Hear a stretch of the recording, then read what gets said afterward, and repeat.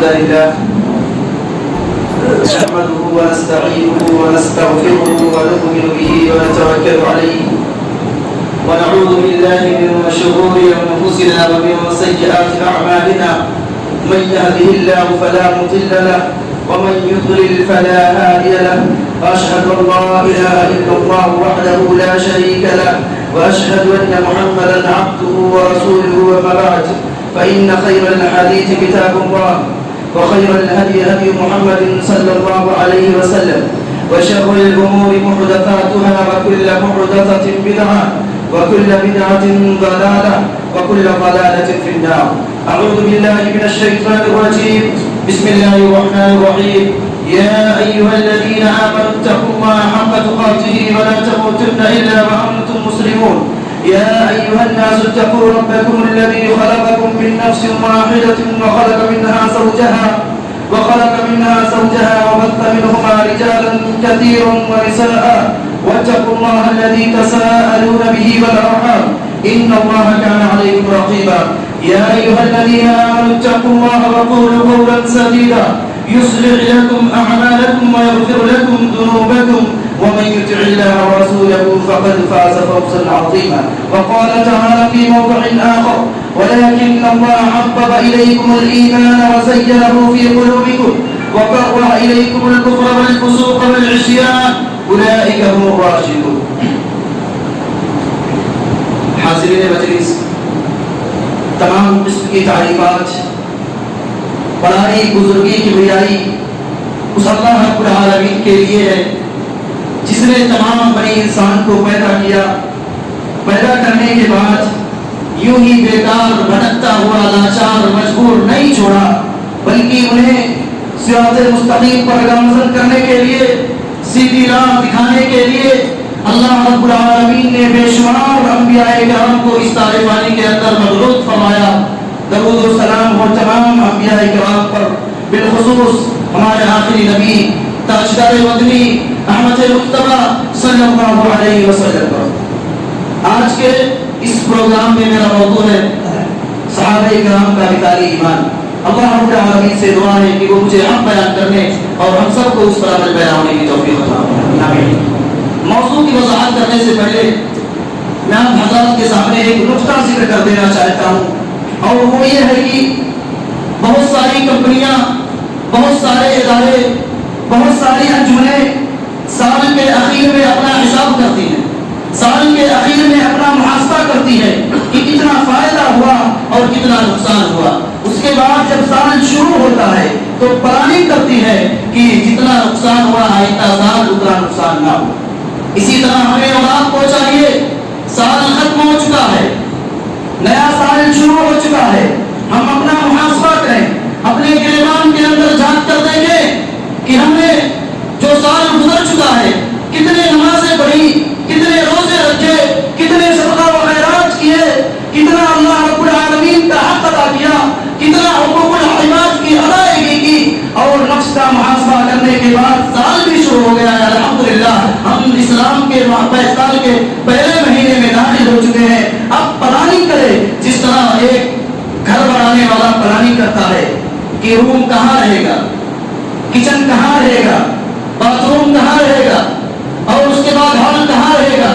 اسی طرح آپ پلاننگ کریں کہ ہم انشاءاللہ جس سال میں داخل ہوئے ہیں نمازوں کو ترک نہیں کریں گے، روزوں کو نہیں چھوڑیں گے، حقوق العباد کی ادائیگی کریں گے، حقوق اللہ کی ادائیگی کریں گے، گالی گلوچ نہیں دیں گے، غیبت نہیں کریں گے، چغلی نہیں کریں گے، جھوٹ نہیں بولیں گے.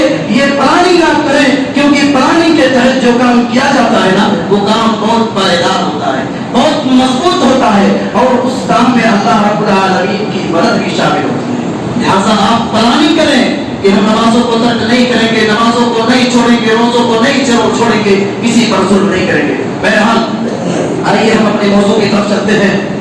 موضوع ہے صحابہ کرام کا مثالی ایمان. سامعین کرام، تمام صحابہ کرام مومن تھے. اللہ رب العزت کے یہاں تمام صحابہ کرام کا ایمان بالکل درست اور مقبول ہے. اسی لیے لیے اللہ رب العالمین نے صحابہ کرام کے ایمان کو مثالی ایمان قرار دیا اور ان کے ایمان کو لوگوں کے لیے آئیڈیل نمونہ اور اسوہ قرار دیا. اس کی دلیل اللہ رب العالمین سورہ بقرہ سورہ نمبر 2 آیت نمبر 13 کے اندر فرماتا ہے وَإِذَا قِيلَ لَهُمْ آمِنُوا كَمَا آمَنَ النَّاسُ قَالُوا وَنُؤْمِنُ كَمَا آمَنَ السُّفَهَاءُ أَلَا إِنَّهُمْ هُمُ السُّفَهَاءُ وَلَٰكِن لَّا يَعْلَمُونَ. اور جب ان سے کہا جاتا ہے کہ اور لوگوں یعنی صحابہ کرام کی طرح تم بھی ایمان لے آؤ تو وہ کہتے ہیں کہ ہم ان جیسا ایمان لے آئے, ان بے وقوفوں جیسا ایمان لے آئے. یقیناً خبردار ہو جاؤ یہ خود بے وقوف ہیں لیکن یہ جانتے نہیں. جب ان سے کہا جاتا ہے, کن سے؟ کفار و مشرکین منافقوں سے کہا جاتا ہے کہ صحابہ کرام کی طرح ایمان لے آؤ تو یہ صحابہ کرام کو بے وقوف کر ڈالتے, حالانکہ یہ خود بے وقوف ہے لیکن جانتے نہیں. اور دوسری اسی سورہ کے اندر دوسری جگہ اللہ رب العالمین آیت نمبر 137 کے اندر فرماتا ہے فَإِنْ آمَنُوا بِمِثْلِ مَا آمَنْتُمْ بِهِ فَقَدِ اهْتَدَوْا وَيُضَلُّوا فَإِنَّمَا هُمْ فِي شِقَاقٍ فَسَيَكْفِيكَهُمُ اللَّهُ وَهُوَ السَّمِيعُ الْعَلِيمُ.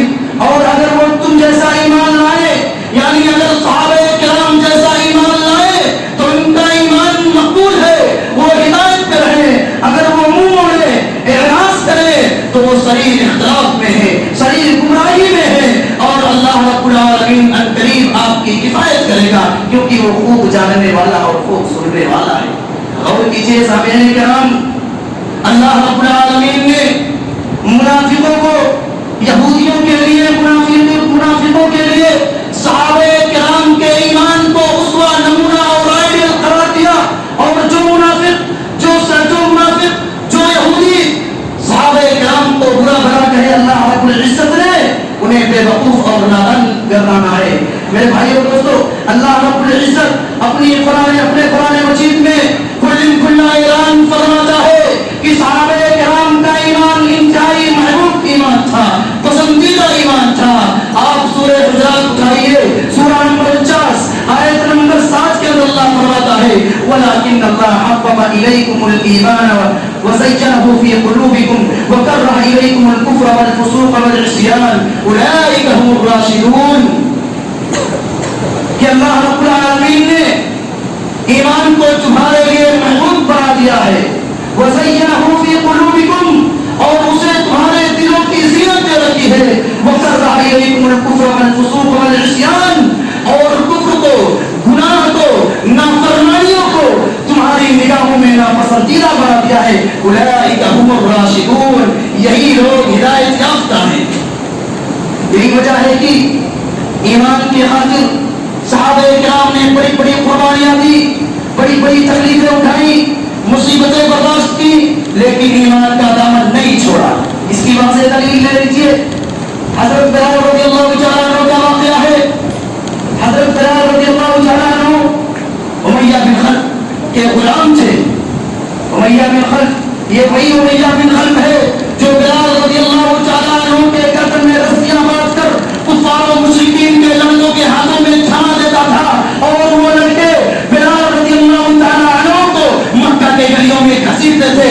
یہ وہی امیہ بن خلف ہے جو بلال رضی اللہ تعالیٰ عنہ کو چلچلاتی ہوئی دھوپ میں بٹھا دیتا تھا, ان کے اوپر کوڑے بسایا کرتا تھا. یہ وہی امیہ بن خلف ہے جو بلال رضی اللہ تعالیٰ عنہ کو چٹائی میں لپیٹ کر ان کے چہروں پر دھواں کیا کرتا تھا اور کہتا تھا کہ تو حبل کی تعریف کر, لات عزہ کی تعریف کر. لیکن بلال رضی اللہ تعالیٰ عنہ کی زبان سے صرف یہی نکلتا احدن احدن, ایک الہ. بلال رضی اللہ تعالیٰ عنہ یہی کہتے رہے کہ میں اسی رب کی تعریف کروں گا جو عرش عظیم کا رب ہے, جو سارے کائنات کا رب ہے. میرے بھائیو دوستو, یہ ہے صحابہ کرام کا ایمان, یہ ہے صحابہ کرام کا ایمان. دین اسلام کی خاطر کتنی مصیبتیں برداشت کی, کتنے تکلیفیں برداشت کی. آپ ایک واقعہ اور لے لیجیے, حضرت عمار بن یاسر رضی اللہ تعالیٰ عنہ کا واقعہ. بنو مخزومی کے غلام تھے, جب اسلام قبول کیے اور ان کے والدین بھی اسلام قبول کیے تو ان پر قیامت ٹوٹ پڑی. ابو جہل حضرت یاسر رضی اللہ تعالیٰ عنہ کے جسموں پر کوڑے برسایا کرتا تھا, ان کے گردن میں بھی رسیوں کو جکڑ دیا کرتا تھا اور کہتا تھا کہ تو محمد کے دین سے پھر جا. ایک مرتبہ ابو جہل یاسر رضی اللہ تعالیٰ عنہ کو سزا دے رہا تھا. اللہ کے رسول صلی اللہ علیہ وسلم کا وہاں سے گزر ہوا. اللہ کے رسول صلی اللہ علیہ وسلم نے دیکھا تو کہا, اے آل یاسر صبر کرنا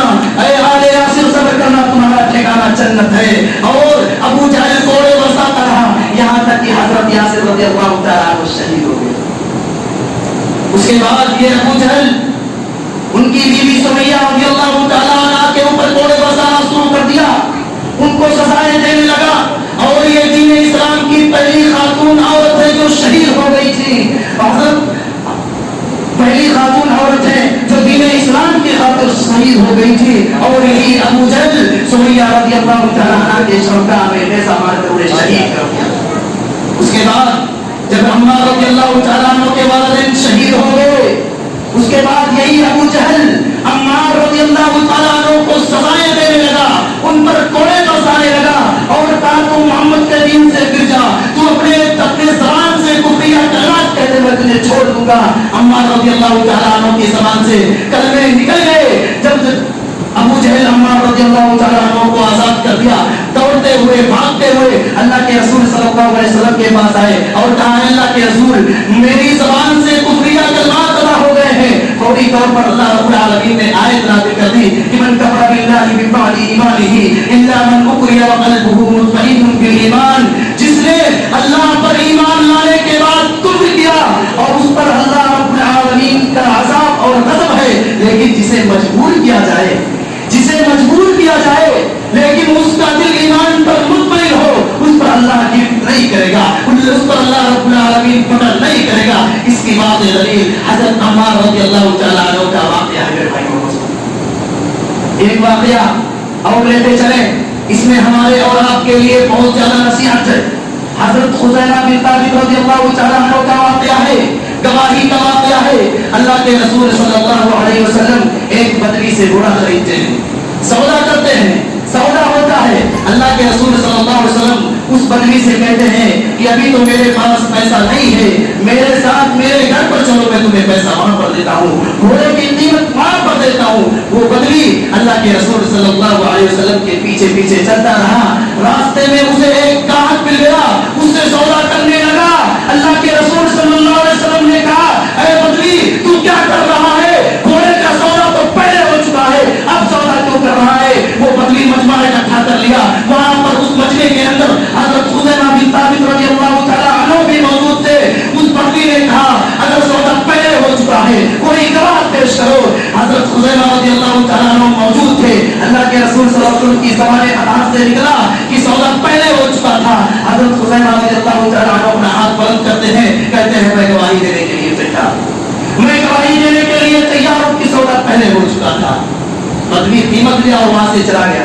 اللہ کے رسول صلی اللہ علیہ وسلم خزیمہ رضی اللہ تعالیٰ عنہ کو اپنے پاس بلاتے ہیں اور کہتے ہیں اے خزیمہ جب سودا ہو رہا تھا تب تو وہاں پر موجود نہیں تھا، پھر تو نے گواہی کیوں دی؟ خزیمہ رضی اللہ تعالیٰ عنہ کا جواب سنیے میرے دوستوں، میرے بھائیوں، خزیمہ رضی اللہ تعالیٰ عنہ کا جواب سنیے۔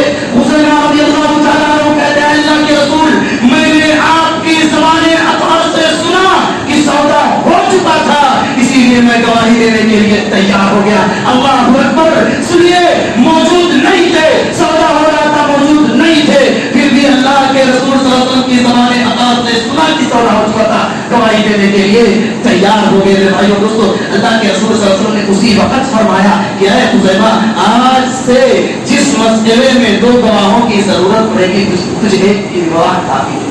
اس میں ہمارے لیے نصیحت کیا ہے؟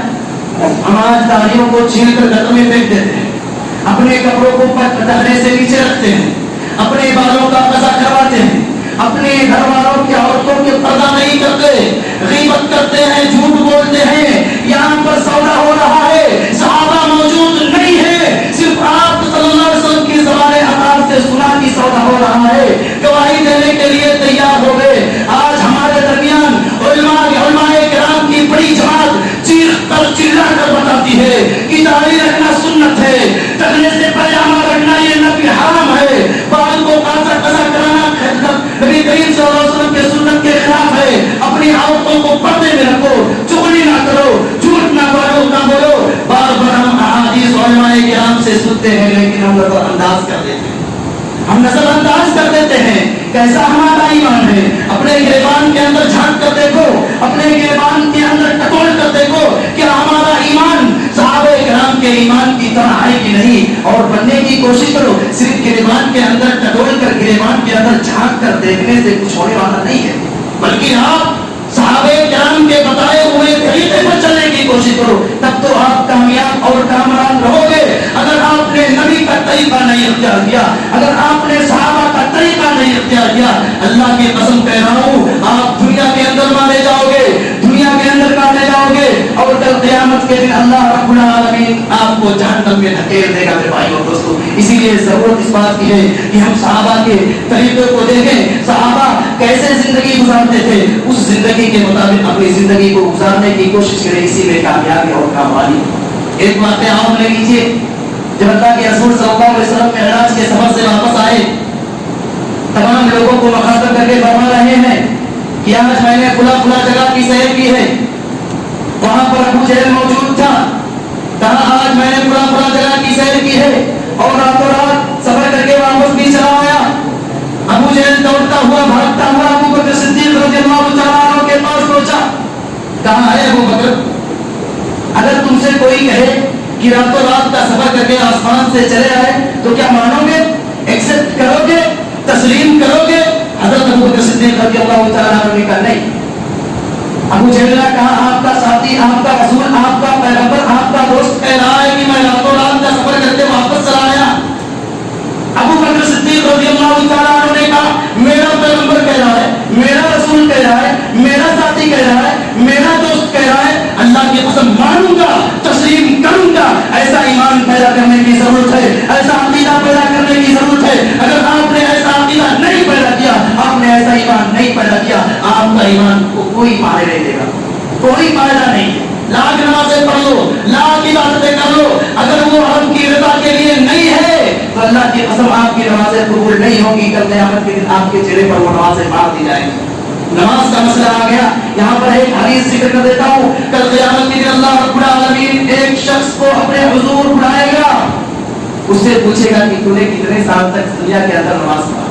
وہ کہے گا اللہ میں نے 60 سال تک دنیا کے اندر نماز پڑھا۔ کتنے سال تک؟ 60 سال تک دنیا کے اندر نماز پڑھا۔ اللہ کہے گا تیری ایک بھی نماز قبول نہیں ہوئی۔ کہے گا اللہ میں نے 60 سال تک نماز پڑھی، میری ایک بھی نماز قبول نہیں؟ کہے گا اللہ کہے گا ہاں تیری ایک بھی نماز قبول۔ کہے گا اللہ کہے گا، وہ کہے گا سوال کرے گا اللہ کیوں؟ اللہ کہے گا کہ تو نے محمد رسول اللہ صلی اللہ علیہ وسلم کا طریقہ نہیں اختیار کیا، تو نے محمد رسول اللہ صلی اللہ علیہ وسلم کے طریقے پر نماز نہیں پڑھی، اس لیے تیری ایک بھی نماز قبول نہیں۔ اس لیے میرے بھائی اور دوستو، حضرت عبداللہ بن مسعود رضی اللہ تعالیٰ عنہ فرماتے ہیں کہ اے لوگوں، اگر تمہیں کسی کا نمونہ بنانا ہو، کسی کا اسوہ بنانا ہو، کسی کا آئیڈیل بنانا ہو تو صحابہ کرام کو اپنا آئیڈیل بناؤ، اپنا نمونہ بناؤ، اپنا اسوہ بناؤ، اسی میں کامیابی اور کامرانی ہے۔ اگر آپ نے نبی کا طریقہ اختیار نہیں کیا، اگر آپ نے صحابہ کا طریقہ اختیار نہیں کیا، اللہ کی قسم آپ کامیاب اور کامران نہیں ہیں۔ لوگ آج صحابہ کرام کو گالیاں دیتے ہیں، صحابہ کرام کو مرتد کہتے ہیں۔ ہمارا یہ عقیدہ ہے کہ جو صحابہ کرام کو گالیاں دے گا، جو صحابہ کرام کو برا بھلا کہے گا، جو صحابہ کرام کو مرتد کہے گا، ہمارا یہ عقیدہ ہے کہ وہ کافر ہے۔ ہم کون ہوتے صحابہ کرام کو گالیاں دینے والے؟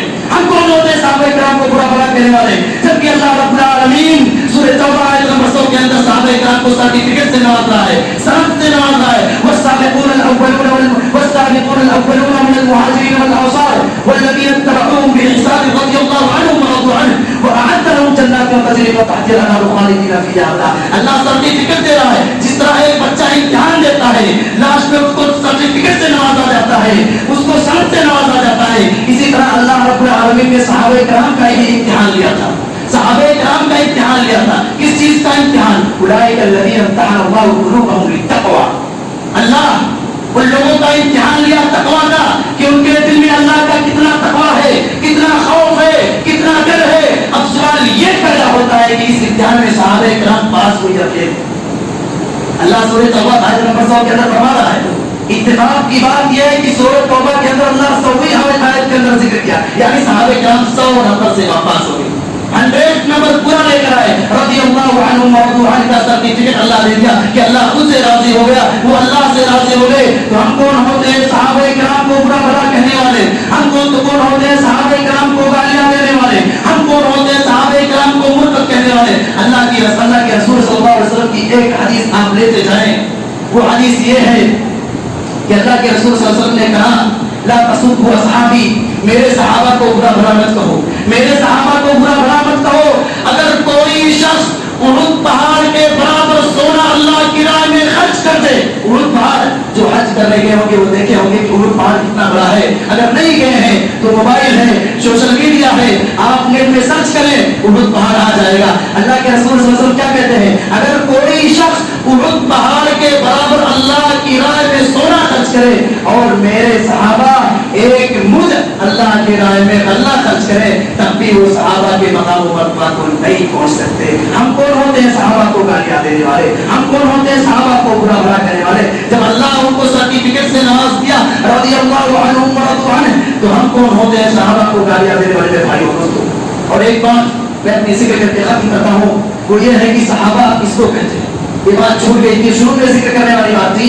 صحابہ کہتے کسے ہیں؟ صحابہ یہ صحابی کی جمع ہے۔ حافظ ابن حجر الاسقلانی رحمہ اللہ نے اس کی تعریف یوں فرمایا ہے کہ من لقی النبی صلی اللہ علیہ وسلم مؤمنا به ومات علی الاسلام، صحابی اس آدمی کو کہتے ہیں جس نے ایمان کی حالت میں آپ صلی اللہ علیہ وسلم سے ملاقات کیا ہو اور پھر ایمان کی حالت پر ہی اس کا خاتمہ ہوا ہو، اسے صحابی کہتے ہیں۔ لہٰذا میرے بھائی اور دوستوں، ہمارے دل میں جو صحابہ کی محبت ہے، جو عظمت ہے، ہمیں اس کو مٹنے نہیں دینا چاہیے۔ اللہ رب العالمین سے غریب دعا ہے کہ اللہ تو ہم تمام لوگوں کے اندر صحابہ کرام کی محبت کو پیدا کر دے، اور جو صحابہ کرام کو گالیاں دیتے ہیں، صحابہ کرام کو برا بھلا کہتے ہیں، اے اللہ تو ان کے دلوں میں صحابہ کرام کی محبت کو پیدا کر دے۔ اے اللہ تو ہم تمام لوگوں کو جب تک دنیا میں زندہ رکھ، دین اسلام پر زندہ رکھ، اور جب ہمارا خاتمہ ہو ایمان میں خیر